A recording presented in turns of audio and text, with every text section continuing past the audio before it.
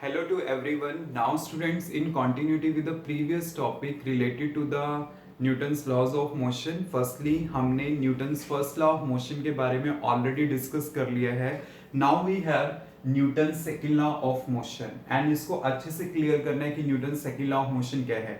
वैसे तो न्यूटन्स के जितने भी लॉज हैं, first law, second law and third law, हमने 9th स्टैंडर्ड में डिस्कस किया ही है. बट ये चीजें हैं कि पहले हमें क्लियर होना चाहिए कॉन्सेप्ट कि हाँ की डेप्थ में कि first law, second law, third law क्या कहना चाहता है, किस तरह से वो कॉन्सेप्ट मोशन के विद रिस्पेक्ट टू इन्वॉल्व हैं, we should know about it. Clear. So let's start with the topic Newton second law of motion. Clear. तो देखिए इसके अकॉर्डिंगली क्या है कि मैं ये कह रहा हूं the rate of the change of the momentum of a body is directly proportional to the force acting on it. Clear? देखिए मैं इसकी स्टेटमेंट ना दो तरह से ले रहा हूं. एक मैंने कहा कि अगर किसी बॉडी की मोमेंटम में चेंज आ रहा है विद रिस्पेक्ट टू टाइम, वो किसके प्रोपोर्शनल होगी? To the external force acting on it. Clear. और एक मैं कह रहा हूं इस टाइप से, F is proportional to dp by dt. Clear. क्योंकि ना हम हमेशा इन चीजों में कंफ्यूज रहते हैं और कई बार ये सोच लेते हैं कि dp बाई dt अगर f के प्रोपोर्शनल है तो इट मींस f भी dp बाई dt के प्रोपोर्शनल है. हमें ये चीजें पता होनी चाहिए कि इन दोनों का मीनिंग अलग अलग होता है. कि मैंने कहा अगर किसी बॉडी की मोमेंटम में चेंज आ रहा है विद रिस्पेक्ट टू टाइम, वो किसके प्रोपोर्शनल है? To the force acting on it.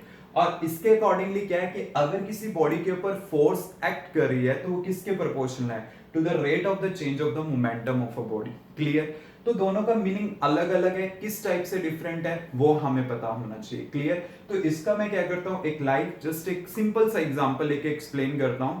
जैसे सपोज करिए मेरे पास ये एक स्टोन है और रिक्वायरमेंट है स्टोन की कि जब इसके ऊपर 20 न्यूटन का, 20 का कंसीडर कर लेता हूं, 20 न्यूटन का फोर्स लगाया जाएगा तब ये क्या करेगा? मूव करेगा. मींस इसकी एक रिक्वायरमेंट है. मतलब momentum is something related to the motion. Clear. तो देखिए मैं यहां पे क्या कर रहा हूं कि पहले मैं कह रहा हूं कि मैं फोर्स को इंक्रीज करता जा रहा हूं. क्लियर.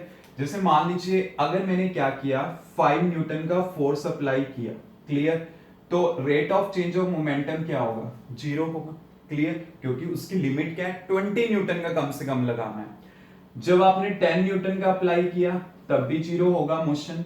अगर मैं 15 न्यूटन का अप्लाई करता हूं तब भी क्या होगा? 0 होगा. अगर मैं 20 न्यूटन का अप्लाई करता हूं देन आपके पास क्या होगा? Not equal to 0. Means something non zero value आएगी. और अगर आप इससे ज्यादा फोर्स अप्लाई करते हो तब भी क्या होगा? मोशन प्रोड्यूस होगा. क्लियर. तो स्टार्टिंग में हमने क्या देखा कि मैं फोर्स को इंक्रीज करता जा रहा था बट मोमेंटम में चेंज नहीं आ रहा था. तो इसका मतलब F proportional to dp by dt नहीं होगा. क्लियर.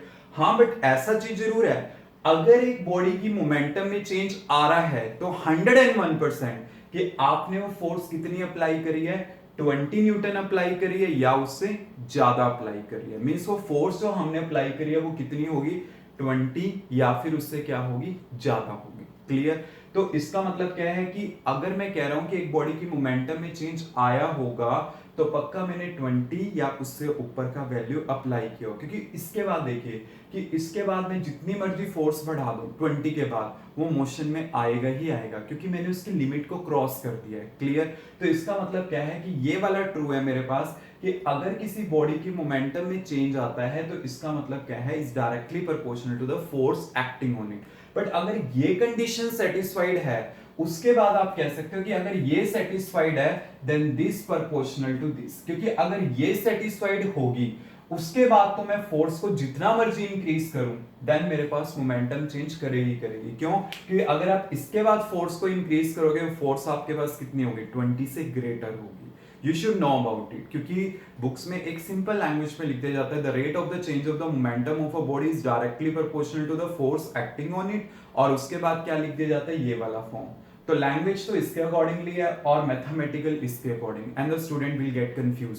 तो आपको पता होना चाहिए पहले ये है, अगर ये सेटिस्फाइड है देन इसके अकॉर्डिंगली हमारे पास ये आएगा. क्लियर. अब देखिए अगर मैं प्रोपोर्शनैलिटी को इक्वालिटी में चेंज करता हूं देन मेरे पास कांस्टेंट आता है k और इस k का वैल्यू मेरे पास क्या होगा? 1 होगा. क्लियर. तो k का वैल्यू मेरे पास है 1. तो f किसके इक्विवेलेंट आ गया? dp by dt. अब p क्या है? Linear momentum. लीनियर मोमेंटम क्या होगी? मास into velocity and dt f equal to this। अब देखिए यहां पे क्या आ गया, f इक्वल टू m, यहां से कॉमन ले लो क्योंकि मास कांस्टेंट होता है, तो ये क्या आ गया dv बाय dt।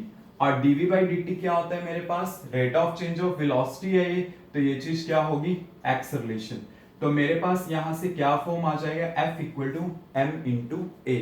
मीन्स ये भी हमारे पास क्या है, Newton second law of motion का अनदर फॉर्म है, just we should know about it. कि वही चीज होती है कि अगर आप किसी बॉडी के ऊपर फोर्स अप्लाई करते हो देन उसकी वेलोसिटी चेंज करती है। वेलोसिटी चेंज करने का मतलब क्या है, उसमें एक्सेलरेशन प्रोड्यूस होती है। क्लियर? तो ये कॉन्सेप्ट हमें क्लियर होना चाहिए कि अगर मैं कह रहा हूं dp by dt proportional to f या f equal to dp by dt, then यही चीज इंप्लाई करती है कि f इक्वल टू m में हमारे पास होता है। मींस ये वाली जो रिलेशन है वो आपके पास इस रिलेशन से आती है और ये चीज हमें क्लियर होनी चाहिए। क्लियर? Any doubt?